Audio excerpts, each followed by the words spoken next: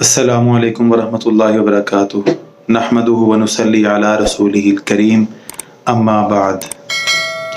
पिछली वीडियोज़ में आपको जादू और जिन्नात की मुख्तलिफ़ निशानियों के बारे में बताया गया था, जिनमें नींद की हालत में ख्वाब की कैफियत के अंदर जादू और जिन्नात की निशानियाँ, आम रूटीन के अंदर हालत बेदारी में आम ज़िंदगी में जादू और जिन्नात की निशानियाँ, इसके अलावा नमाज़ पढ़ते हुए कुरान पढ़ते हुए जादू और जिन्नात की निशानियाँ, जादू और जिन्नात से मुतल्लिक़ क्या क्या बीमारियाँ, क्या क्या मसाइल पैदा हो सकते हैं, और इसके अलावा जब मरीज़ के ऊपर दम किया जाए, रुक़िया किया जाए तो मरीज़ की क्या कैफियत होती हैं, उसके बारे में आपको तफ़सीलन बताया गया था।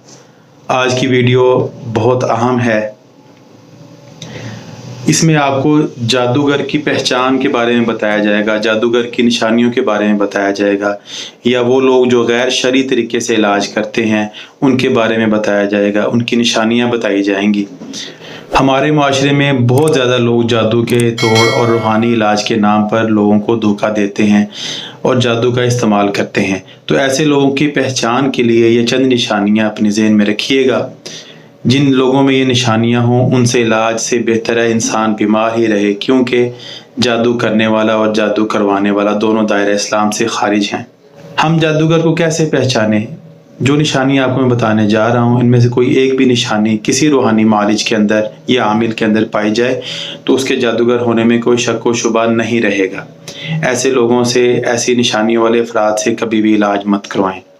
सबसे पहले तो ये ज़हन में रखें, जो भी बंदा मरीज़ से उसका नाम और उसकी वालदा का नाम पूछे वो बंदा कंफर्म जादूगर है, इसके बारे में कोई शक व शुबा नहीं है। बाज़ लोग मरीज़ का नाम पूछते हैं, उसकी वालदा का नाम पूछते हैं, उसके अलावा उससे उसकी डेट ऑफ बर्थ पूछते हैं, तारीख़ पैदाइश पूछते हैं, तो ऐसे लोगों से भी इलाज मत करवाएं।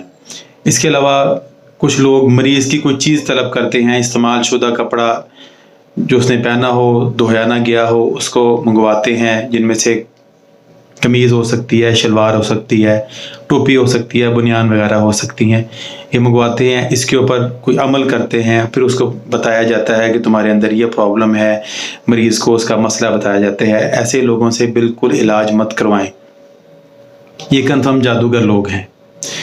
इसके अलावा कोई ख़ास किस्म का जादूगर जो होता है या गैर शरई इलाज करने वाला होता है, वो ख़ास किस्म का जानवर तलब करे, जिनमें ख़ास कर काला बकरा या काली मुर्गी वगैरह होते हैं।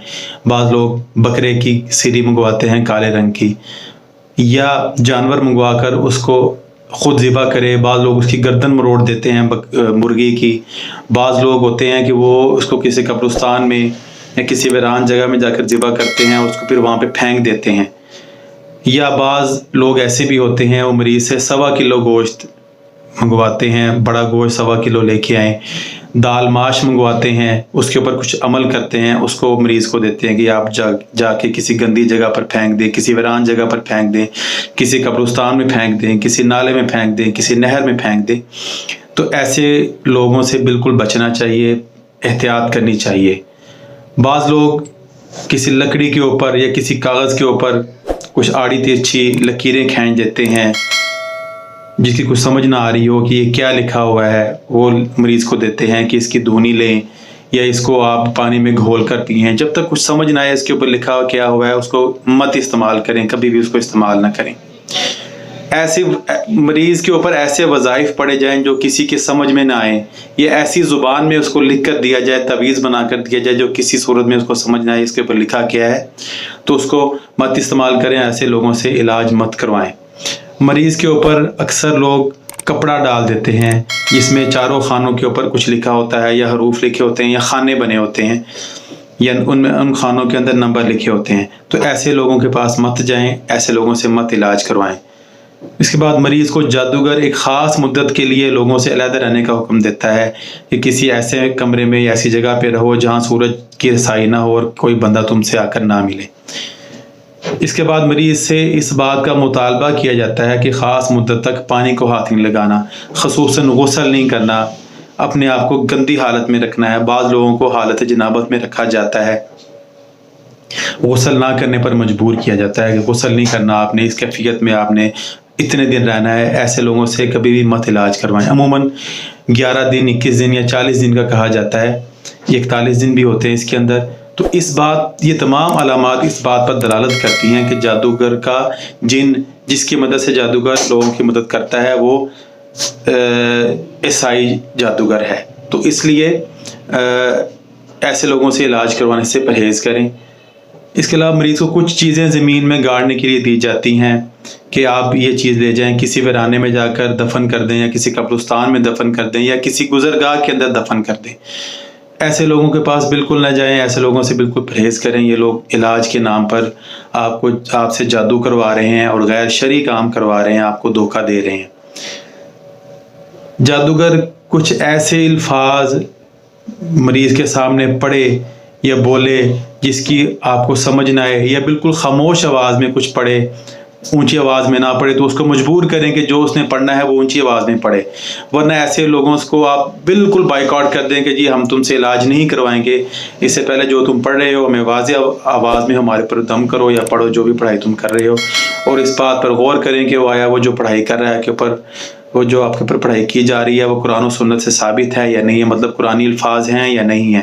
اگر غیر سمجھ میں ایسے الفاظ ہوں جو آپ کے سمجھ میں نہ آ رہے ہوں تو ایسے لوگوں کے پاس مت جائیں۔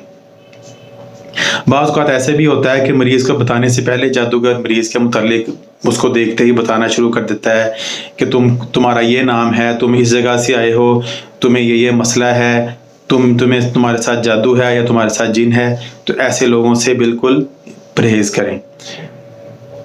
بعض ٹائم ایسے ہوتا ہے کہ مریض کو کچھ ایسی چیز لکھ کے غیر شرعی طریقہ اختیار کیا جاتا ہے۔ جیسے پچھلے دنوں ایک مریضہ میرے پاس آئیں، مجھے انہوں نے بتایا جی کہ میں کسی علاج کرنے والے کے پاس گئی، اس نے مجھے تعویذ دیا، اس تعویذ کے اوپر آڑی ترچھی لکیریں کھینچی ہوئی تھی، مجھے اس نے وہ دکھائی بھی کہ اس کی تم دھونی لو، اور اس کے علاوہ اس نے کہا جی کہ تم اپنے ناف کے نچلے حصے کے اندر 4 بار عمر لکھو۔ نعوذ باللہ من ذالک، ان کے صحابی رسول صلی اللہ علیہ وسلم کی شان میں گستاخی کی گئی ہے۔ شیطان کو خوش کرنے کے لیے، ابلیس کو خوش کرنے کے لیے جادوگر ایسے کام کرتے ہیں تاکہ شیطان ان سے خوش ہو کر ان کے لیے کچھ جن مقرر کرے جو کہ ان کے کاموں میں ان کی مدد دے۔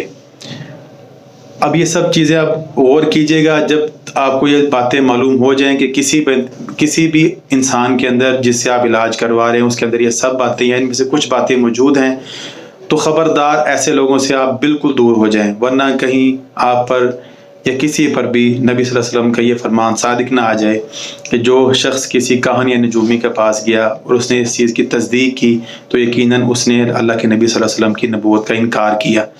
ایسے لوگوں کے پاس مت جائیں، نہ ایسے لوگوں سے علاج کروائیں، کیونکہ جادو کرنے والا اور جادو کروانے والا دونوں دائرہ اسلام سے خارج ہیں۔ اللہ رب العزت ہم سب کو حق بات کہنے کی اور حق بات کو سمجھنے کی توفیق عطا فرمائے۔ اللہ تعالی ہم سب کی حفاظت فرمائے، ہم سب کی تمام پریشانیوں کو اللہ دور فرمائے، ہم سب کو صحت کاملہ عاجلہ عطا فرمائے، صحت و تندرستی والی ایمان والی زندگی عطا فرمائے۔ آمین ثم آمین۔